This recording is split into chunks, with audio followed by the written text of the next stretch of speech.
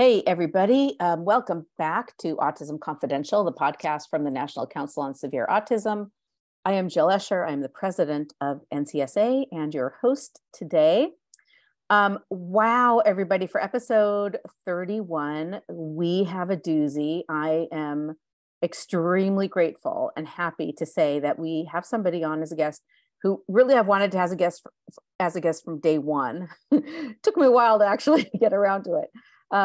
We have Paul Aronsohn, who is the Ombudsman for individuals with intellectual or developmental disabilities and their families in the state of New Jersey. Paul is an incredible breath of fresh air in the disability advocacy world. You will learn more about that and you will see why I say that, but he is a straight shooter. He is honest. He is upfront. He is passionate about helping this community. He is an unbureaucratic bureaucrat, as I told him. He's amazing. And so I'm really so happy to have him here. And hopefully the themes we touch on today really extend outside of New Jersey. I know that he's a New Jersey specific, advocate, but clearly, what's happening in New Jersey is happening in the other 49 states and beyond. So this will also be relevant to you, I assure you. So welcome, Paul. Thank you. It's great to be here, Jill. Thank you. So I want to start off letting people know a little bit about the office of the Ombudsman. What I understand is that some advocates got together in the mid 2010s, and they got a bill passed that created this position, and it's a very unique position. I don't know of anything like it in any other state. And it was created to really help and interact very directly, right, with individuals and their families on, the various barriers and the various crises that they were facing. Can you tell us more about this position? Sure. Yeah, it is a relatively new position and definitely unique. It was created by the state legislature here in New Jersey back in December 2017. It was signed into law by Governor Christie in January 2018, and I was appointed by Governor Phil Murphy in April 2018. So we're coming up on our 5-year anniversary. And it's a position and an office that was born out of the recognition that while there are a lot of services and supports for both children and adults here in New Jersey, there's a lot of complexity, and a lot of families just sort of fall through the gaps, if you will. They become overwhelmed. Again, we're talking about lifelong lifespan disabilities, and the challenges don't stop. And so, they wanted to find a way to sort of make the system a little more user-friendly, a little easier to navigate, and to work with individuals and families. And so they created this office.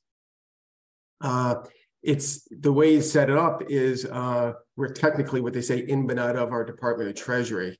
And what that means is I get my paycheck and my email through our Treasury Department, but I have some independence, if you will. And not just independence, but there's a recognition that the issues that affect folks with disabilities, like the issues that affect everyone, don't just reside in one department. So it's not just like our State Department of Human Services, Department of Children and Families. Being independent, being in the Department of Treasury, I have system-wide perspective, and I can work on issues that affect folks from the Department of Health and Department of Education, our Attorney General's office, transportation. So we have system-wide perspective serving the needs of the folks that we work with. And so, and I actually have an office down in Trenton. I don't spend much time there. Since the beginning, I've made it a point of really taking the show on the road, if you will, and bringing our office to the people we serve. And I did that, and I've done that, because it just makes it easier for the individual family. They don't have to trek all the way to Trenton to sort of meet with us.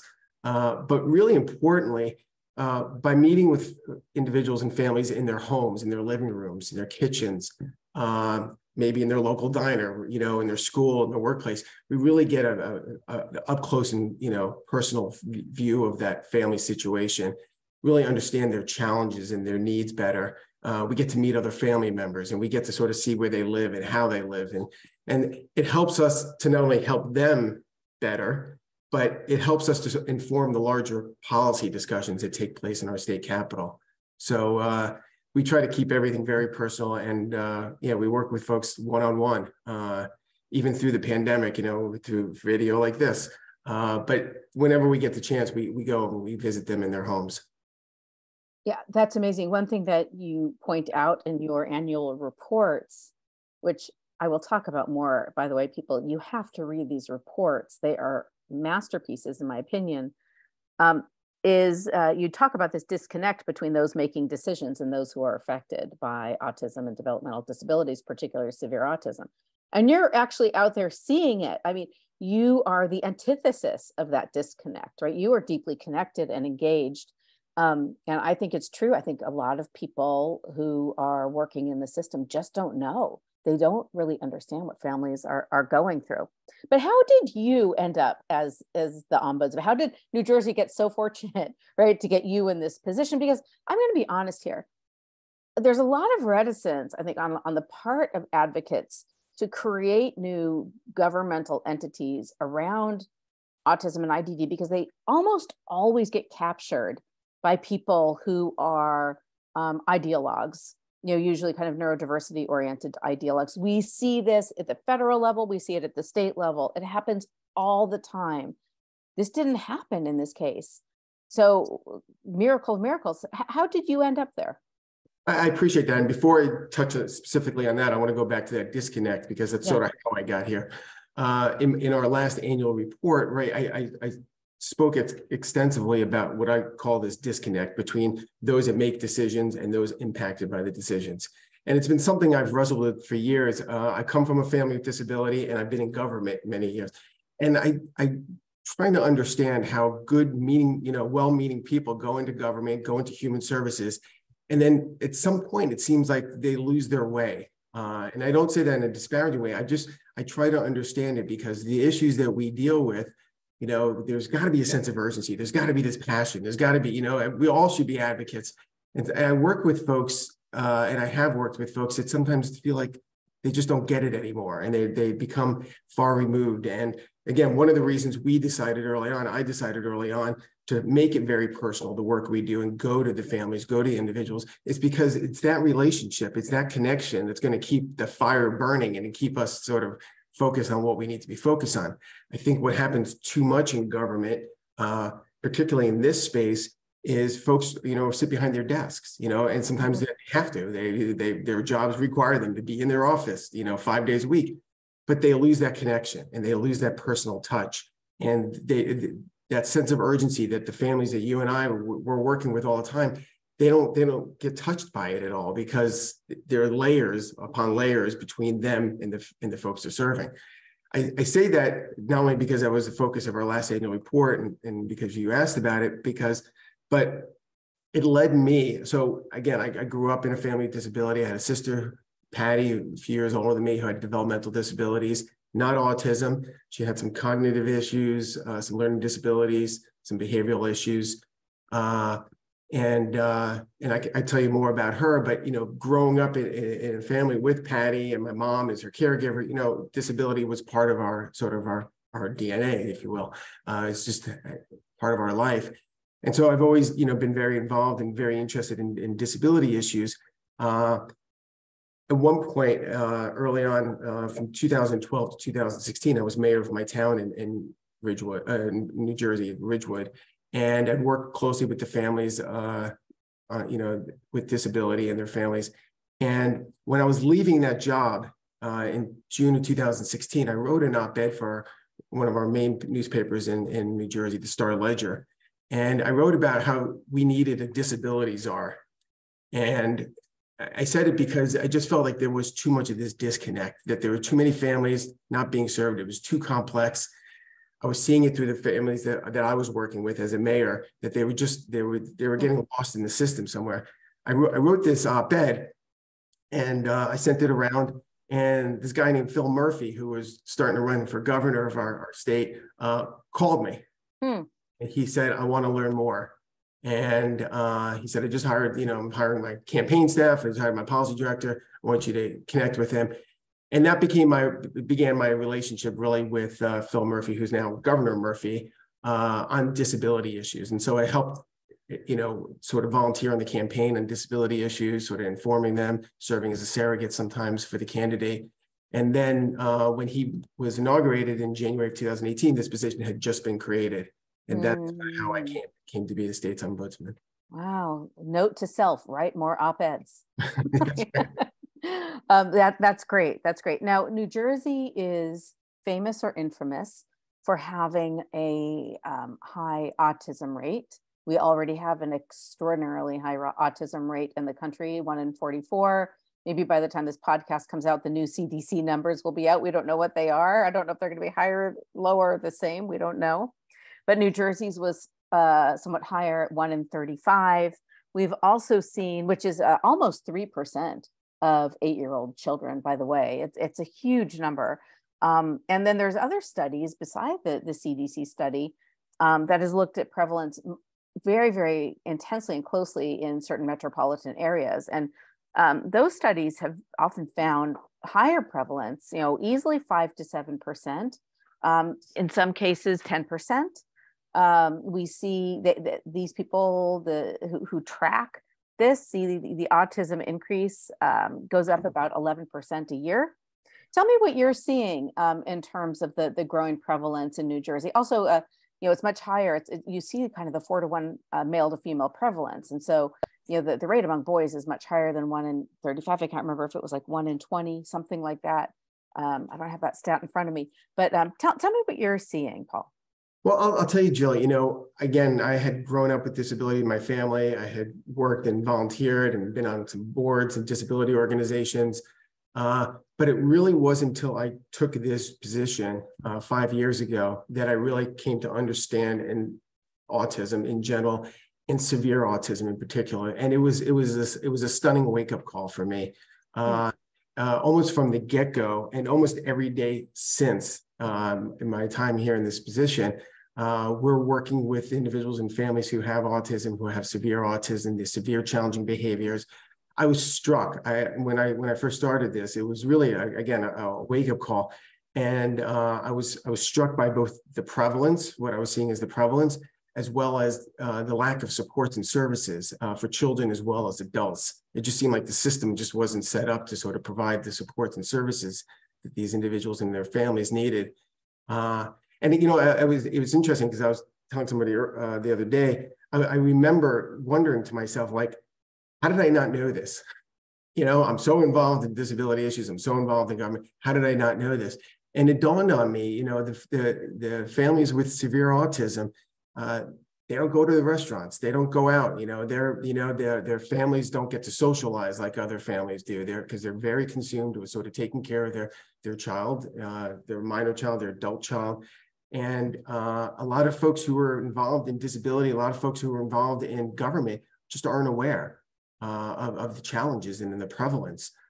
So it's something that we work with. We haven't been able to quantify from our office, and we're just putting together a database. We're a very small operation. We're just 3 people so far, just hired our 4th person. But I can tell you, anecdotally, on a daily basis, not a day goes by that we're not dealing with an individual family that has not just autism, but severe autism. By the very nature of our office, people come to us when there's challenges, when they're not getting something out of the system, when the system's not working for them. But these are the folks we're seeing on a literally a daily basis. Yeah, the severe autism population has, of course, skyrocketed, along with the rest of the autism population, the more mildly affected. And I think our DD systems, and I'm in California, certainly here, our DD system was very much set up for people with things like Down syndrome, epilepsy, some rare genetic disorders, intellectual disability, but without all the behaviors. And then all of a sudden, this new autism bubble kind of sweeps in, not quickly. It kind of happened over a quarter century, 25 years or so. And now we see about half of the cases in our DD system are autism cases, right? It's massive. And I think the trends in New Jersey are somewhat similar. And our system just couldn't really change in real time, to keep up with not only the quantity, of clients that needed intensive services, but the complexity of the services that they needed were so much more harder and more, they were harder and more expensive, right, than what we saw in the more traditional DD categories and services. So, I think I think the whole system has still been in kind of a state of shock. And you are kind of in a position of sort of mediating that, saying like, hey, we have this real problem. And I love, like, everybody, I put the link to the reports, the annual reports that he issues to the legislature on the website and on the podcast link. But the reports say, hey, everybody, and I'm gonna quote this verbatim. We have a full-fledged crisis on our hands, right? There's no mincing words. This is no like, we should, take greater efforts to address the needs. It's not like mealy mouth soft stuff. It's like, we have a full-fledged crisis on our hands, right? You talk about how the need is dire, right? I mean, and I love that. It is just so refreshing to see that in a government report. Okay, so let's talk about some of these issues. You say that you get calls every day, or emails, whatever, from families, who are living with severe autism in some state of crisis. You enumerate a huge number of issues. I hardly even know where to start. But I guess I'll start, with this issue of treatment, and then maybe we'll move to like placements. That we've seen a trend, a very unfortunate trend, that usually a teen or a young adult with severe autism will go to the ER, and then there's nowhere for them to go. I'm wondering if you can expand on that and what you've seen in New Jersey. Yeah, and I've seen that, it's like the severe challenging behavior, like vicious cycle. And I've seen that since I started this position. Somebody has a behavioral crisis, call is made 911, the police show up. The police, have to sort of do their job in keeping people from hurting each other. What happens more often than not, it seems, is that individual is then brought down either in the police car or in an ambulance to the hospital, where they're brought to the emergency department. It seems often that, the emergency department staff doesn't know how to work with this individual. And that person is sitting there in the ER for 3 hours, 3 weeks. Sometimes they're put in inpatient, put on a whole new toxic mix of psychotropic medicines. And then the hospital wants a discharge, and there's no plan for discharge. And then the family is pushing back a little bit, and the hospital's pushing in another direction. And the individual gets discharged eventually, either back to a group home or back to the family home, in worse condition than they were before the behavioral crisis. We see that all the time here. We're constantly on the phone with families. We're constantly on the phone with hospital administrators.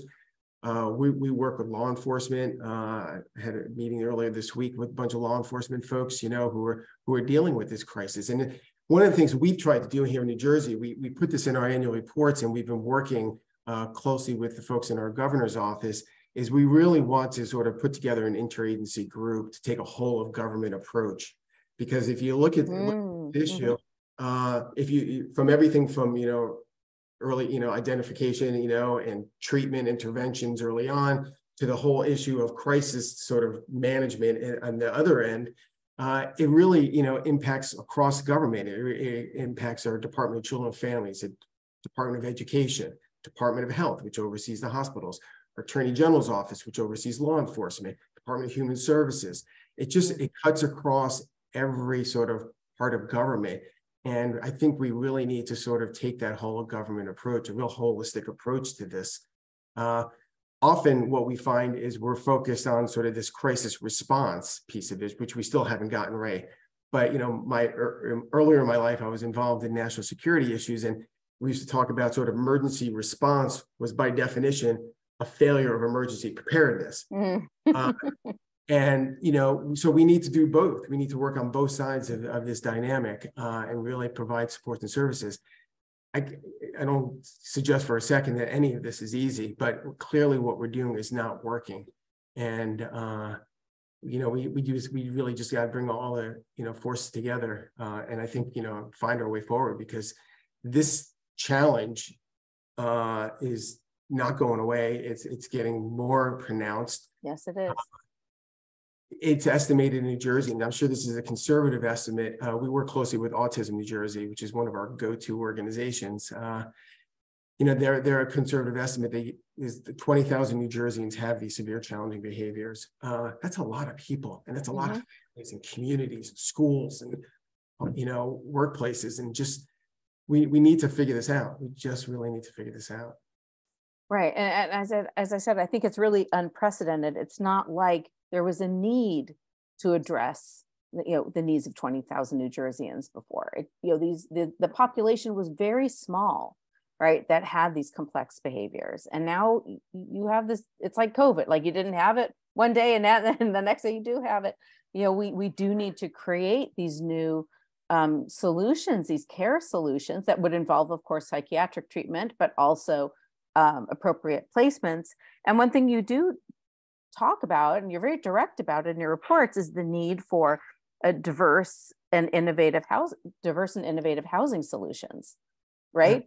And one of the most mind-boggling, crazy things that we see in every state is the attempts to stifle, development of diverse and innovative housing solutions. I mean, do you think that your interagency group can, attack this issue? I mean, what do you see happening? Yeah, there are so many pieces to this puzzle, but just in terms of the housing component, I will say in my 5 years in this position, I have definitely seen an evolution in the thinking and approach of our folks in our government about housing. Much more open to this idea of, yes, intentional communities have to be on the table, have to be one of the options that are presented to folks. And I think, and I credit, the federal government, CMS, for, focusing our attention on the experience of individuals as opposed to any quantity of housing units or people in any kind of, that we really need to sort of, provide choice, recognize that what's good for this individual may not be good for that individual. And just people with disabilities, like people without disabilities, have different preferences and different needs. And we've got to do everything we can to sort of provide the options. And I think, in terms of New Jersey, I think we're getting there. We're having these conversations. There's definitely an openness to sort of looking into intentional communities and campus-based, housing. Group homes, 4-person group homes are great for some people, but not for everybody. And in some ways they can be more, and I hate to use the word institutional because it has such a negative connotation in people's minds, but they can be more institutional in some sense than a campus-based setting where somebody might have the freedom to sort of, engage in the life that they want, and work and socialize. Right. They certainly could be much more limiting and isolating. Oh, absolutely. It depends on the individual, of course. Yeah, we know a lot of folks, because of their behaviors, they can't leave their group home in their nice suburban town unless they have 2 staff with them. And because of the staff shortage, there's never 2 staff around. And so that individual sits in that group home, living a much more, sheltered life than they would if they were living in a different setting. So I think here in New Jersey, I can't speak for other states. I definitely think there's an openness. We just need to now move forward and sort of provide that housing. I want to ask you, there are many other issues, but I want to kind of do a little tangent here and talk about federal policy, right? Because your reports are very much focused on the state. You report to the state, right? You're a creature of the state. But a lot of the limitations in the field are driven by Medicaid availability and policy. I mean, what changes could we make at the federal level that would really benefit this population? I mean, and I realize this is outside of your jurisdiction, but like if you had a magic wand and you're like, I can change this in Medicaid, what would you change? Yeah, so you're right. And because of how small we've been and how busy we've been a very reactive office. So we have the bandwidth to sort of look beyond New Jersey as much as I'd like. I'd love to see what lessons learned from other states even. In terms of federal policy, I do have one foot in the door. Last year, I was appointed to the President's Committee for People with Intellectual Disabilities. I was appointed, I think, last May. So I'm on that committee, and we have an annual report that we do. Unfortunately, we've done everything virtually yet. We have yet to sort of engage each other in person. But one of the things, we've been looking at, and I particularly have been looking at, are the federal support programs that people with, and again, we're focused on intellectual disabilities, but folks that, with developmental disabilities rely on, Social Security, Medicaid, Medicare. specifically looking at, the need to update them in terms of asset limits and, income limits and stuff. But also one of the things that's really important to me is getting rid of this marriage penalty that's sort of baked into some of these programs.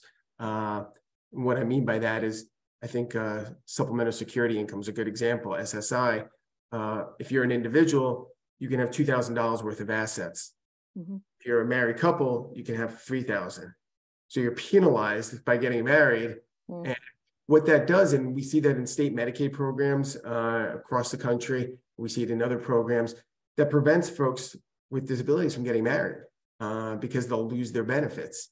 And it's not just losing SSI and losing Medicaid as a health insurance, but a lot of, the developmental disability supports, and the waiver supports are now provided through Medicaid. And so that's one of the issues that I've been focused on. Not an issue for the severe autism world because our kids don't get married, but absolutely. But updating, SSI. So, like that asset limit, for instance, mm-hmm.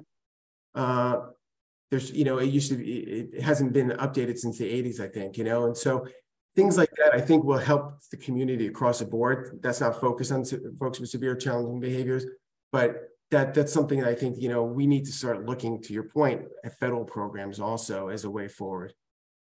Yeah, I feel like Medicaid, again, like everything else, it was not designed for our population, right? It was designed for a less impaired population. It was not, it wasn't designed for this huge population. And I think, the Medicaid, my experience has been that the Medicaid administrators are just totally boggled at the amount of money that has to go out of the system and to serve the people with severe autism and DD. And I think that they're truly alarmed about it. It was an unanticipated increase in the budget.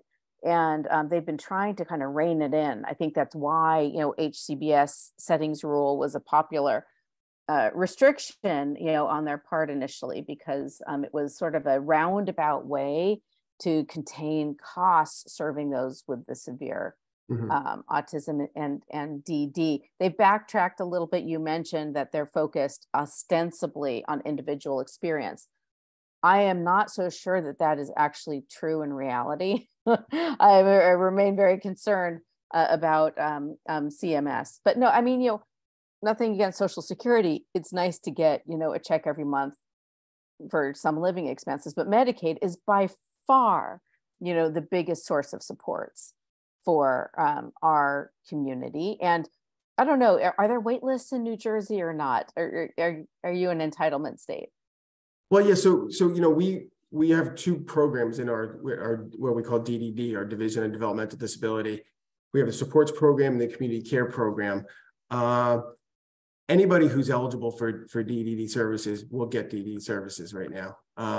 You may not get the more intensive community care program, and that's sort of where the group homes, a lot of the individual supports, the larger budgets come in. But anybody who's eligible, both, has a functional need as well as is Medicaid eligible, will get DDD services. Got it. Okay. And that's where some people say, well, the rate of autism in New Jersey, and again, this is with children, not adults, is so high because people move to the state of New Jersey because they have a generous offering of public benefits. Now that has been actually debunked by the epidemiologists that have looked at the education data. That's not driving, the increase and the higher rates in New Jersey. But I'm wondering, do you see people moving to New Jersey as adults to access Medicaid? Yeah, it's an interesting question because I was talking about this with somebody recently. I can only think of like a couple of people that we've worked with in my 5 years in this job who had moved into New Jersey, and it wasn't necessarily because of the service and support. They just were new. Most of the folks that we work with, the best I can tell, have just lived in New Jersey. So, just from that little anecdotal, evidence, I don't know how true that is. Yeah. Well, I think it's this whole kind of state mobility issue, I think is really interesting and something we haven't talked about enough, because I feel like no state in their right mind would want to be successful at providing adult autism services. Because the last thing a state would want to do as a rational actor would be to attract more clients who could easily cost $250,000 a year easily, That's right, unless, into their borders. yeah, but that's unless you really cared about this population. If you did, then you'd want them all. I mean, you'd want to provide the services and supports. And What legislator wants to do that? I've not met that legislator. Yeah. And that might be a problem with the people we're electing. No. The truth of the matter is, and I say it's, all the time, and this is always in our annual reports, and it's going to be in a new one. One of the challenges we have as a community is that there's not enough of us in decision-making positions, not enough of us, getting elected to office, and not enough of us, whether it's the Board of Ed or whether it's the state legislature, not enough of us sort of assistant commissioner of this position. And that's people with disabilities and family members, the people with the lived personal experiences, because that's when things will change. That's when we're going to have a different mindset. It won't look like a liability. It'll look like an opportunity to sort of care for and provide the service and supports that people need. And I think that's when things are going to turn around, but we need to get there still. I want to talk a little bit more about some of these issues, kind of state-based issues. What we've seen in some other states is a concerted attack on guardianship by disability rights advocates. Are you seeing that in New Jersey at all? Yeah, I'll tell you, one of the most disheartening things I've experienced, again, particularly in this job, has been sort of the divisions, if you will, within the disability community. What you talked about, housing, we could talk about employment opportunities. We can talk about guardianship versus, supportive decision-making and other, forms of, legal status. Rather than recognizing and understanding and trying to really, embrace the fact that we're different and people have different needs. I see too many people finger pointing and blaming and sort of, putting down, those that want guardianship, or that want a more intentional community further, or those that believe, in, the extended, employment, the workshops or something, without, again, we can agree and disagree, but what we find, I just been so disheartened when I see folks in the disability community, either with disabilities or family members, sort of pointing the finger at the others. And guardianship is one of those issues. No parent would want their child, to be guardian of their child. It's hard for all of us to sort of let our child go at age 18 or what have you. But none of us wants our child to be anything but independent and live a completely fulfilling life as they best see it. Those decisions are difficult. And for those families that have to assume guardianship over their child, that's a difficult decision. And we should understand that and support them. Doesn't mean it's for everybody, certainly. But, again, we need to, I think there needs to be more understanding within our community about the different needs. Again, we see clearly in the autism, there's a spectrum, and we just need to sort of appreciate and understand and support each other a little better. Yeah, I agree. But it's sort of amazing how broad-based sometimes these attacks are, that like nobody should have parties. I'm like, really? Right. I don't know what planet these people live on. Sometimes they tend to overgeneralize, make really sweeping condemnations of very necessary legal structures.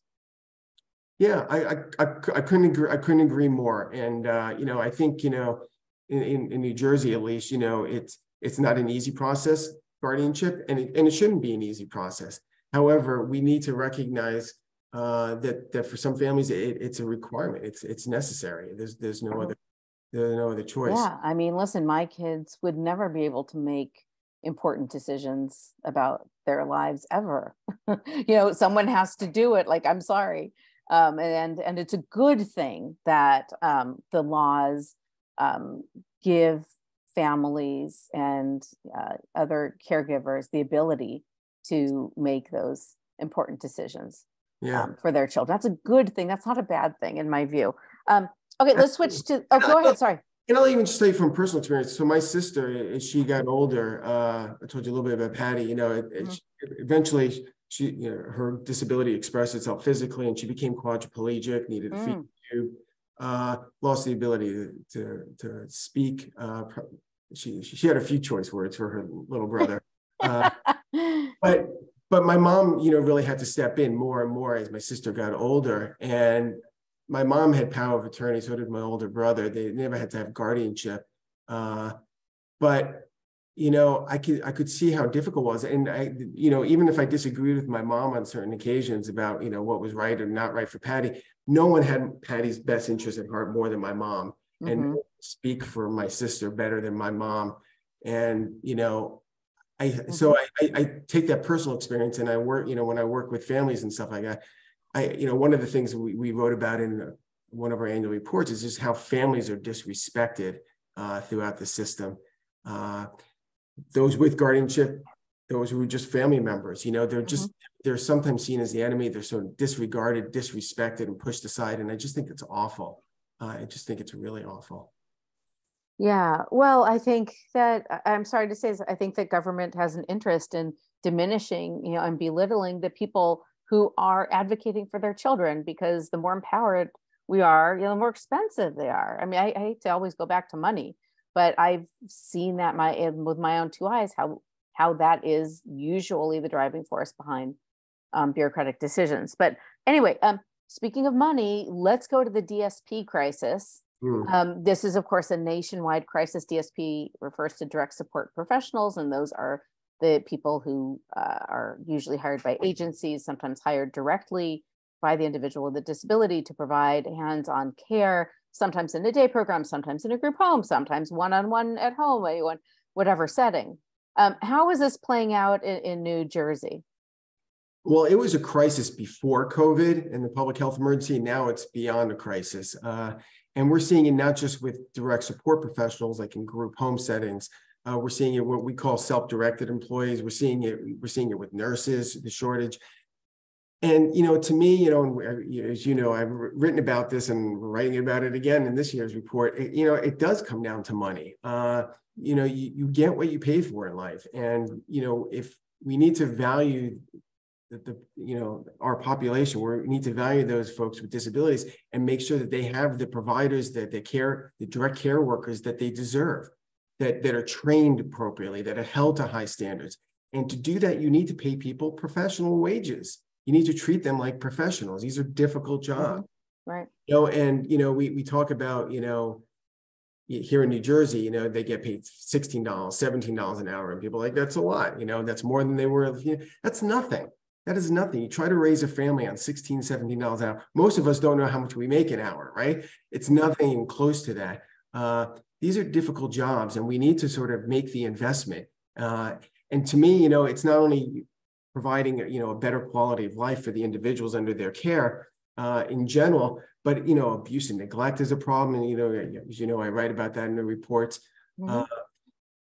We're just not doing what is so obvious, and it's an issue we're addressing in our most recent annual report that will be out hopefully soon. It's one of those issues that it's a persistent issue, and we keep trying to sort of solve it by doing the same old thing that's just not working. And I think what we really need to do is put an upfront investment, really give them professional living wages, continuous education, and hold them to the highest standards. And, I think that's like the common sense approach here. And again, it's not just DSPs, it's also nurses. In New Jersey, nursing agencies get $61 or $49 an hour, I think, depending if it's a registered nurse or not. But that they can pay the nurse anything they want. They end up paying them, I think, on average, like $28 an hour. Nurses can make much more money, in other settings. Even those that really care about and want to serve our population, they have their own needs. They have their own families to raise. We have to be cognizant of that. Sorry for my long-winded answers and stuff, but to me, this is so common sense. It's there either, and my mom used to always say, if you're going to do a job, do it right. Otherwise, don't do it at all.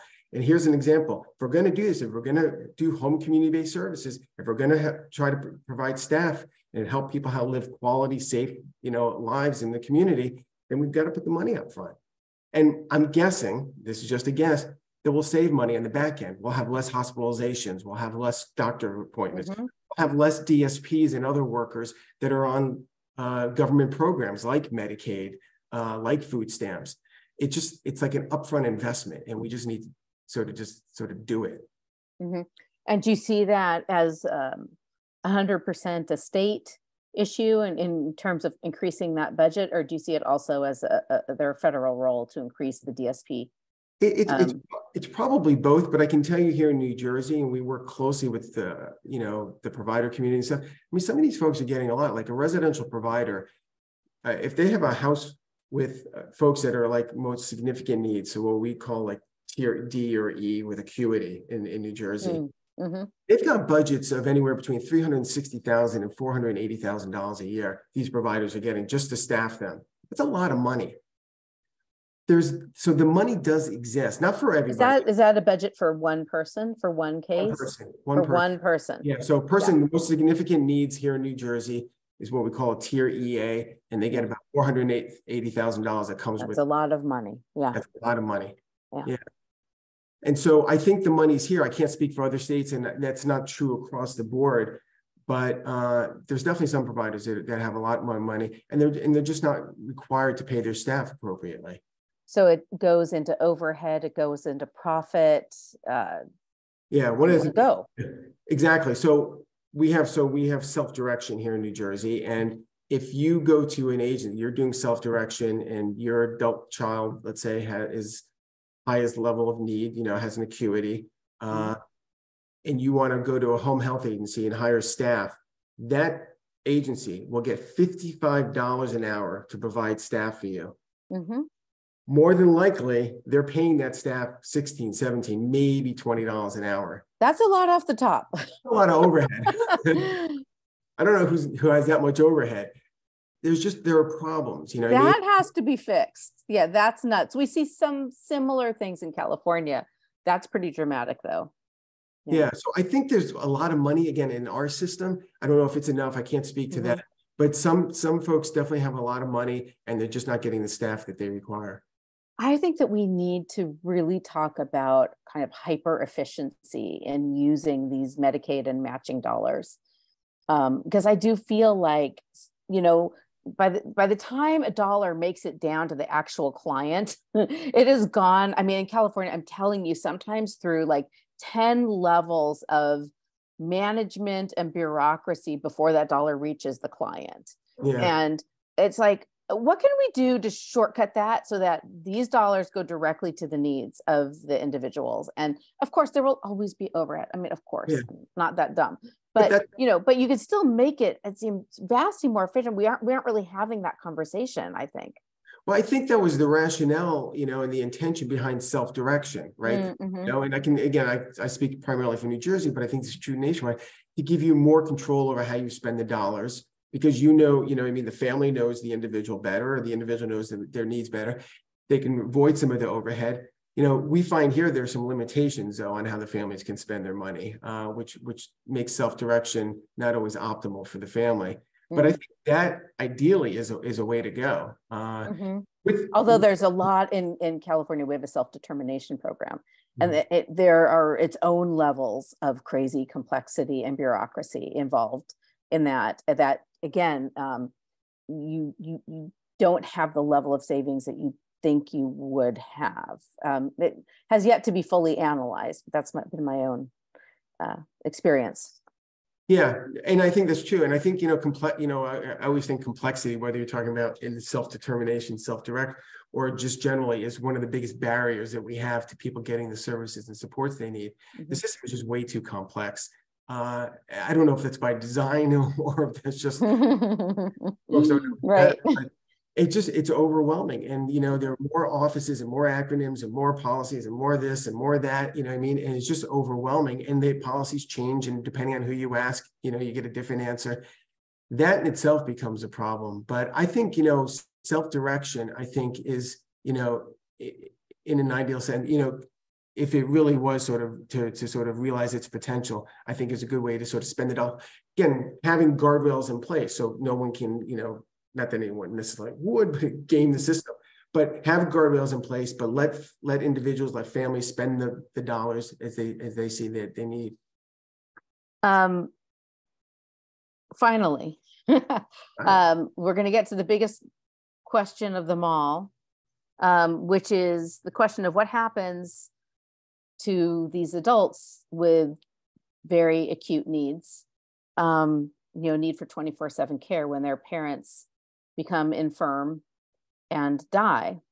Clearly in the autism population, you can see the data, by and large, these autism parents are still in their 60s. The older ones might be in their 70s. That's sort of the cutting edge.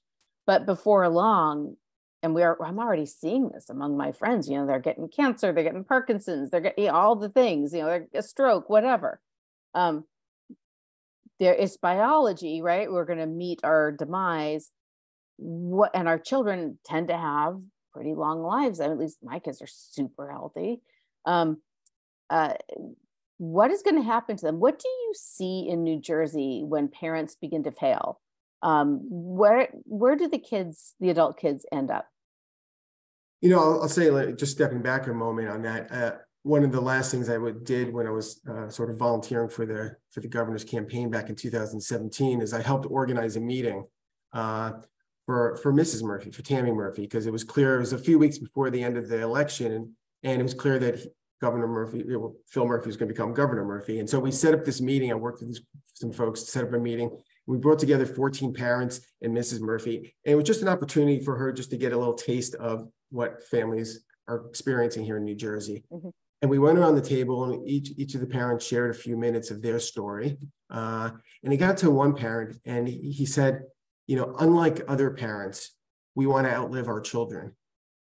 And it was something I was familiar with, having grown up in a family with disability. And I looked around the room, and mm-hmm. all the parents on the table just quietly nodding their head. Mm-hmm. And I looked over at Mrs. Murphy and her staff, and I'm thinking to myself, wonder what they're thinking. They just heard something so outrageous. They're extraordinary. You know what I mean? Because no parent wants to outlive it. So right.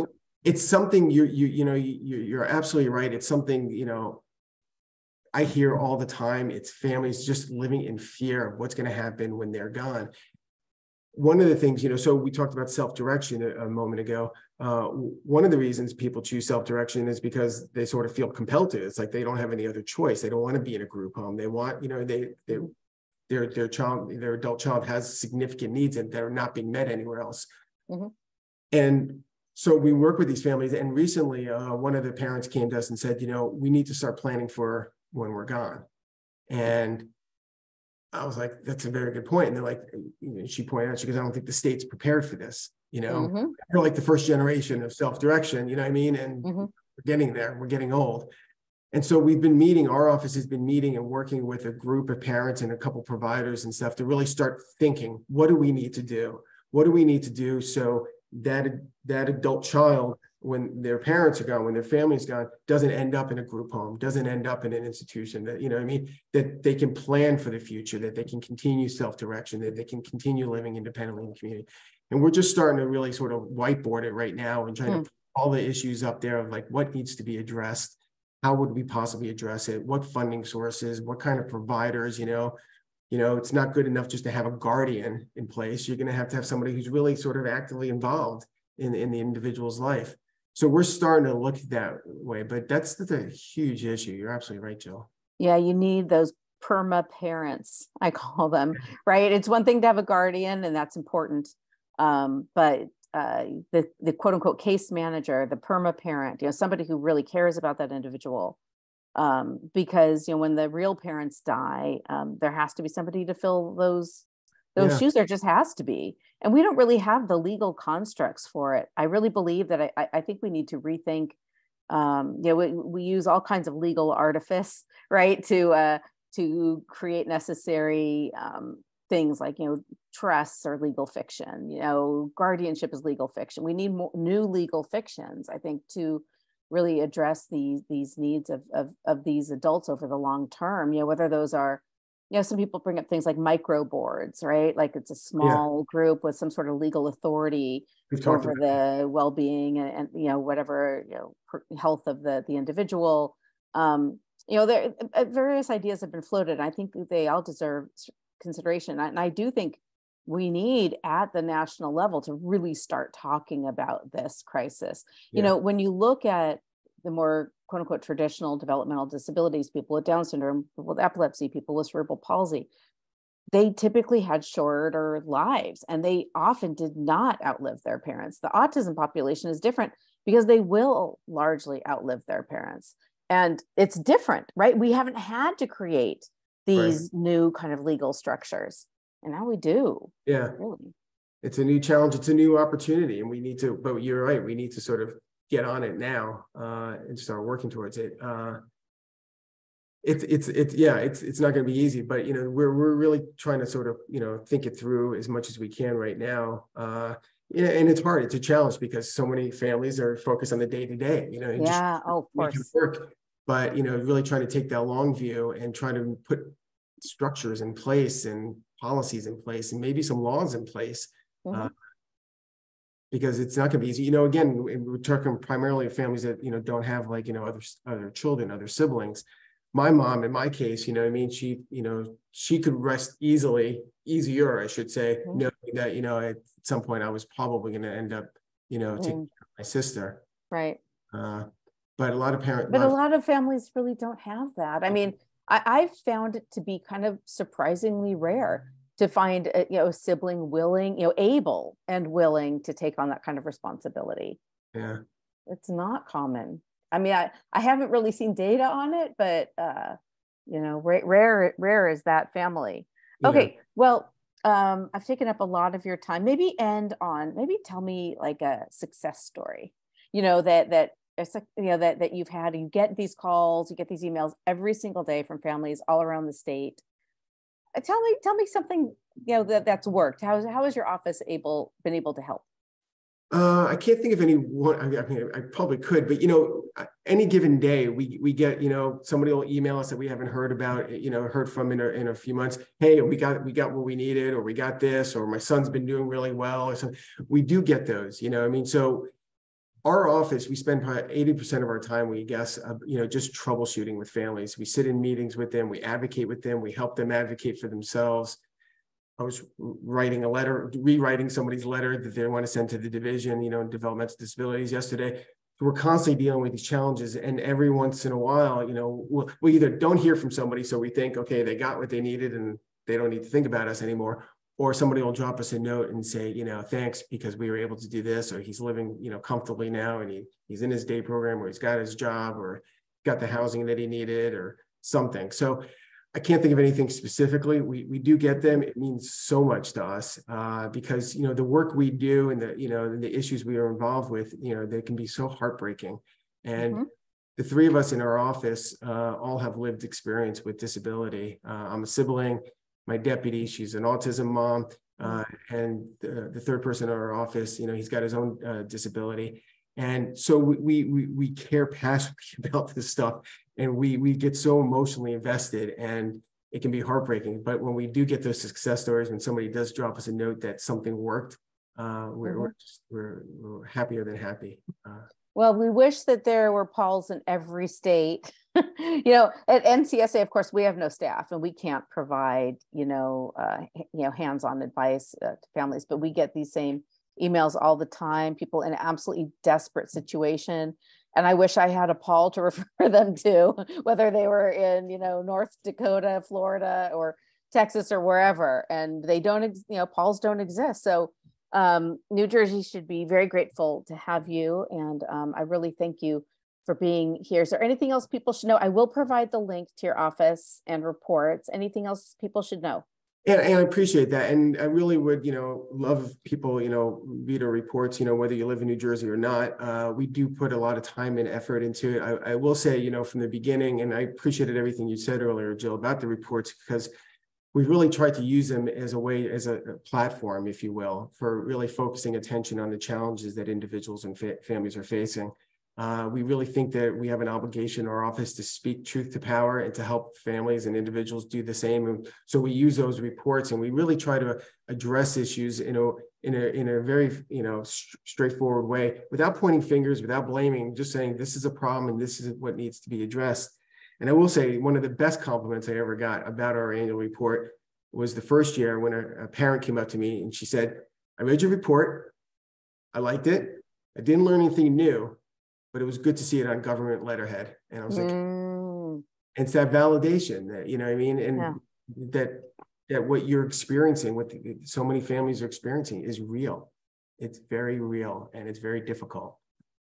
Yeah, and too much of the time, these realities get buried in euphemisms and, as I said, bureaucraties, and the truth just does not come out, and the truth does come out, right, in your reports, which is really exceptional. So, anything else we should know about the President's Council on people with intellectual disabilities? No, if anyone has any questions, you can put my contact in for my email, Okay, I'll do that. Anybody can contact us, New Jersey, elsewhere, I don't care. We'll talk to anybody, but yeah, it's a great initiative. I'm glad to be part of it. Can't wait till we can start meeting in person. But it's a committee that some people probably know. It's been around since the 60s. One of the things it does an annual report. Didn't do one over the last 4 years, but is going to be start doing them again this year. It's a great group of people, really nice mix of folks from across the country. I think there's about 21 of us public members that are on it. We're glad you're on it. Okay, Paul, thank you so much for being on Autism Confidential. And hopefully this will go up on Monday, March, whatever that is. And I'll let you know. But thank you so much, Paul. It was really great to have you on here and talk about these important issues. Great. Thanks so much, Jill. Appreciate it.